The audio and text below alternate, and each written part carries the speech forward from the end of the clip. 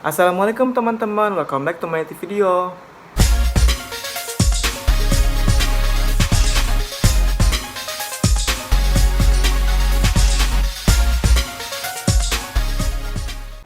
Perkenalkan, saya Rama Pratama, saya dari kelas B.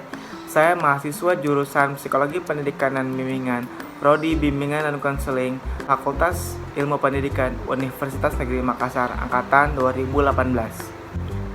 Pada video kali ini, saya ditugaskan oleh dosen saya untuk membuat sebuah video penjelasan mengenai pendekatan konseling Bohemian. Nah, tugas video ini dibuat untuk memenuhi syarat tugas dari mata kuliah BK Keluarga yang diampu oleh dosen Ibu Suciani Latif, SPD MPD. Baik, untuk mengefisienkan waktu video, mari langsung saja kita beralih ke video penjelasannya. Baik, assalamualaikum warahmatullahi wabarakatuh. Pada hari ini saya akan menjelaskan mengenai pendekatan konseling Bohemian.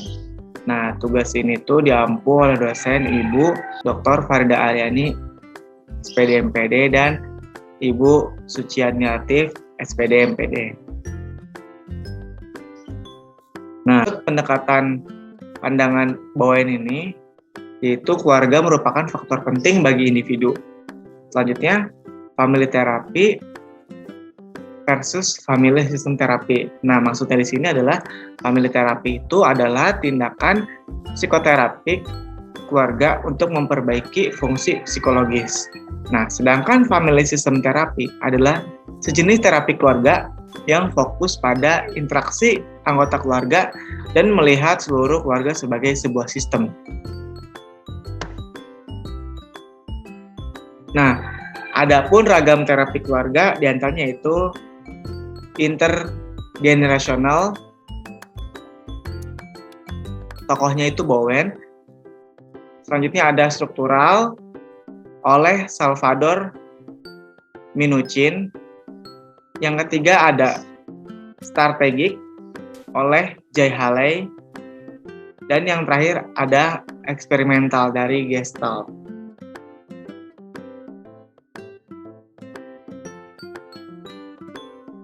Nah, pendekatan Bowen ini yaitu menekankan pada sistem emosi keluarga dan sejarah. Nah, sistem dapat dilacak melalui dinamika keluarga, orang tua, dan keluarga kakek nenek. Lalu, keluarga memproyeksikan emosi mereka pada anggota keluarga tertentu dan reaksi anggota keluarga itu terhadap keluarga lainnya.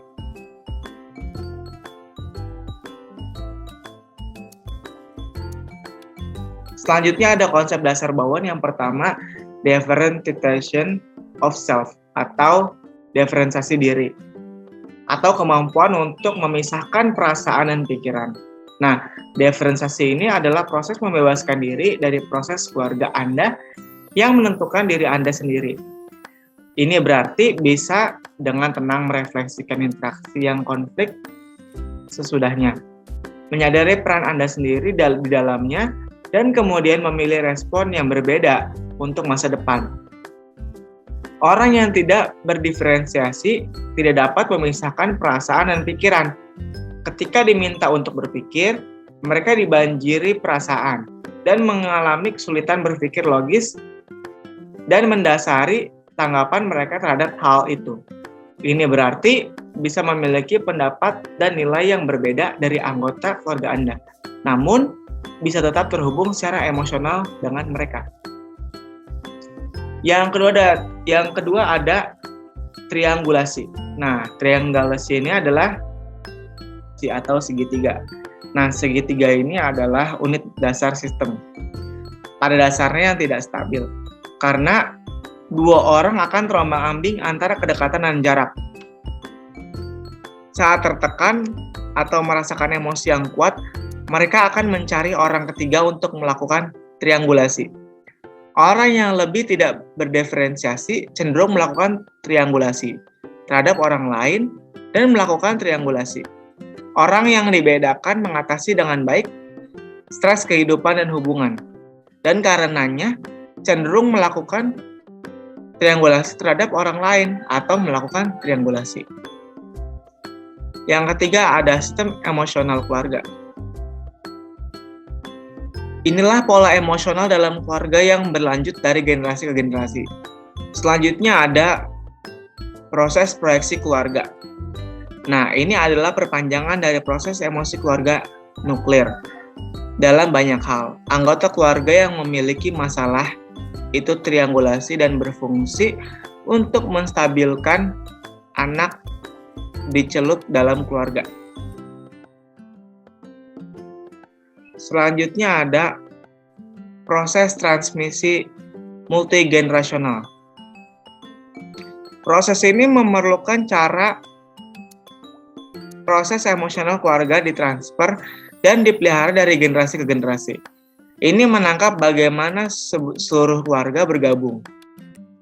Misalnya dengan memperkuat kepercayaan keluarga. Seiring keluarga melanjutkan pola ini dari generasi ke generasi, ini juga merujuk kembali ke generasi sebelumnya. Selanjutnya ada sibling position atau posisi saudara. Bowen menekankan urutan saudara, percaya bahwa setiap anak memiliki tempat dalam hierarki keluarganya, dan karenanya cenderung tidak cocok dengan beberapa proyeksi. Saudara tertua kemungkinan besar dianggap terlalu bertanggung jawab dan dewasa. Dan yang paling muda karena tidak terlalu bertanggung jawab dan tidak dewasa misalnya. Pikiran saudara tertua yang tumbuh dan bermitra dengan orang yang merupakan saudara kandung tertentu. Mereka mungkin tertarik satu sama lain karena keduanya percaya bahwa yang lain matang dan bertanggung jawab. Selanjutnya ada regresi sosial. Nah, proses ini adalah hamparan sosial tentang kelompok, ras, dan kelas. Berlaku untuk setiap jenis kelamin, sifat orientasi seksual, dan pengaruhnya terhadap keluarga. Dalam banyak hal, ini seperti proses proyeksi keluarga yang disesuaikan dengan tingkat masyarakat secara keseluruhan. Keluarga yang menghadapi prasangka diskriminasi dan penganiayaan harus menimpa anak-anak mereka dengan cara mereka belajar untuk bertahan dalam faktor-faktor ini. Praktek penanggulangan orang tua dan keluarga besar dapat menyebabkan kesehatan emosional adaptif yang lebih atau kurang bagi keluarga dan anggotanya. Selanjutnya ada perbedaan self. Nah, perbedaan self ini merupakan konsep di dalam atau intrapsikik maupun antar individu atau interpersonal diri individu. Nah, aspek intrapsikik ini merupakan kemampuan untuk memisahkan perasaan dan pikiran. Orang yang mampu membedakan adalah orang tidak dingin atau ia hanya berpikir dan tidak merasa. Selanjutnya aspek interpersonal. Orang yang tidak mampu membedakan akan bereaksi secara emosional baik positif maupun negatif terhadap orang lain.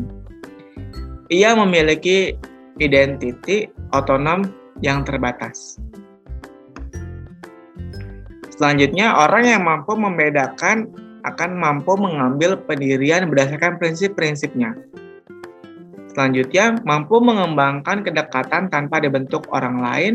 Dan yang terakhir, dalam proses pembedaan, dapat meningkatkan tanggung jawab pribadi.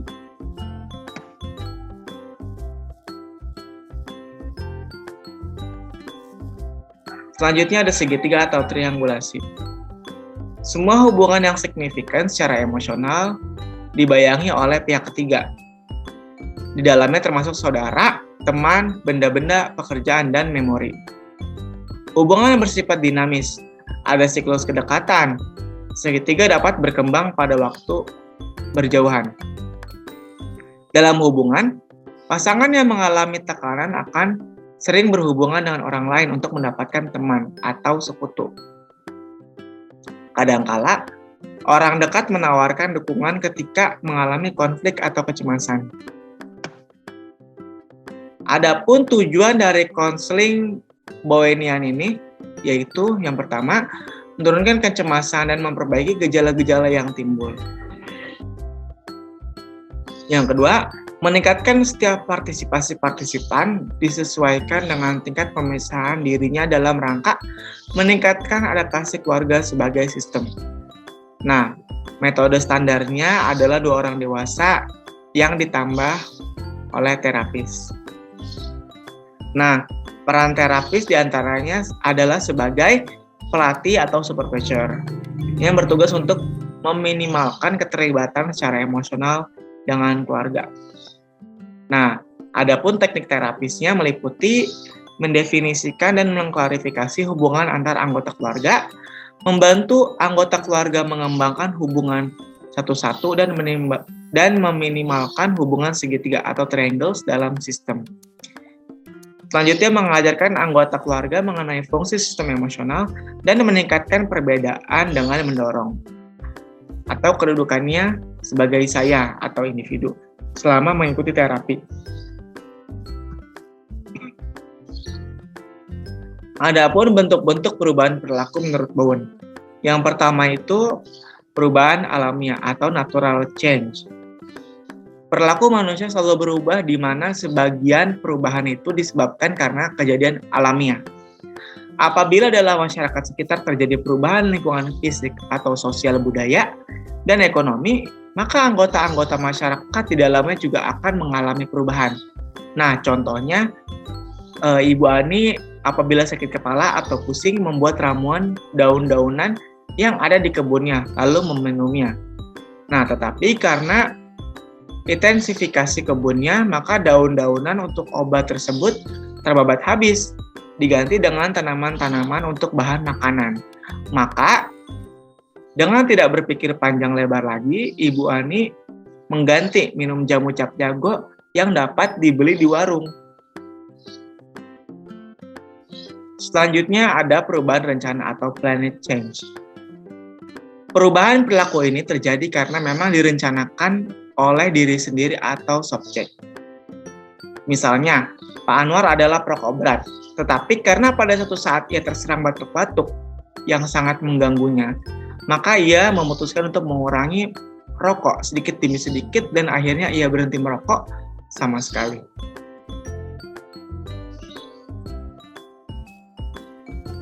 Selanjutnya ada ketersediaan untuk berubah atau readiness to change.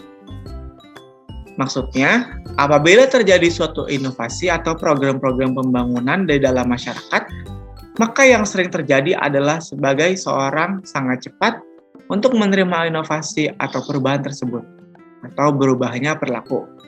Tetapi, sebagian orang lagi sangat lambat untuk menerima inovasi atau perubahan tersebut. Hal ini disebabkan karena pada setiap orang mempunyai ketersediaan untuk berubah. Mempunyai kesediaan untuk berubah, atau readiness of change, yang berbeda-beda. Setiap orang di dalam suatu masyarakat mempunyai kesediaan untuk berubah yang berbeda-beda, meskipun kondisinya yang sama. Dalam program-program kesehatan, agar diperoleh perubahan perilaku yang sesuai dengan norma-norma kesehatan, sangat diperlukan usaha-usaha konkret dan positif.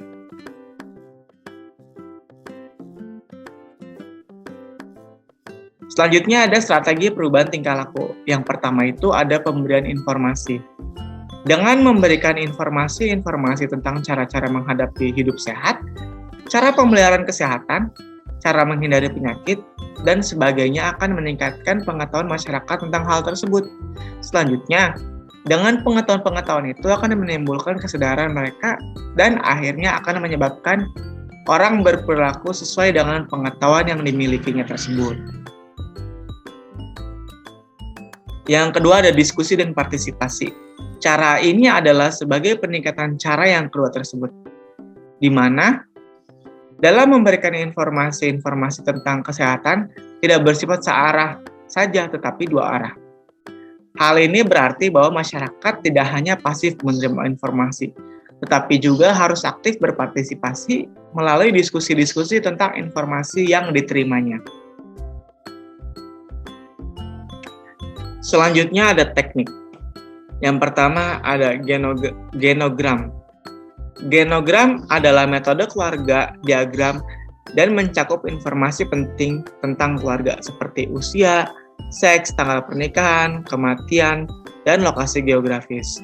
Geogram ini tidak hanya memberikan gambaran dari keluarga, tetapi juga mungkin menyarankan pola diferensiasi yang mencapai kembali ke keluarga asal dan di luar. Sebuah genogram memberikan kesempatan untuk mencari pola emosional dalam keluarga masing-masing pasangan sendiri. Genogram dapat digunakan untuk pasangan dan keluarga dengan hal-hal seperti keintiman, kesedihan, dan alkoholisme, dan untuk mengidentifikasi sumber daya dalam keluarga. Diagram serta genogram dapat melayani tujuan tertentu dalam terapi keluarga. Yang kedua, kembali ke rumah. Yang ketiga, ada detriangulasi. Bila mungkin bawaan untuk memisahkan bagian-bagian dari segitiga langsung. Ketika berhadapan dengan masalah keluarga, ia sering melihat orang tua atau salah satu orang tua. Bawaan kemudian mencoba dengan menggunakan cara-cara untuk mengembangkan strategi untuk menghadapi dampak dari stres emosional. Lalu, diidentifikasi dengan anggota keluarga lainnya. Secara umum, bawaan lebih suka bekerja dengan anggota sehat dari keluarga. Orang yang paling dibedakan, sehingga orang yang bisa membuat perubahan di berbagai hubungan keluarga stres. Yang keempat, ada hubungan orang perorangan, dan yang terakhir ada perbedaan self. Baik, kira-kira itu saja yang bisa dapat saya sampaikan. Kurang lebihnya mohon maaf. Wassalamualaikum warahmatullahi wabarakatuh. Nah, itulah tadi penjelasan yang dapat saya sampaikan. Kurang lebihnya mohon maaf. Wassalamualaikum warahmatullahi wabarakatuh.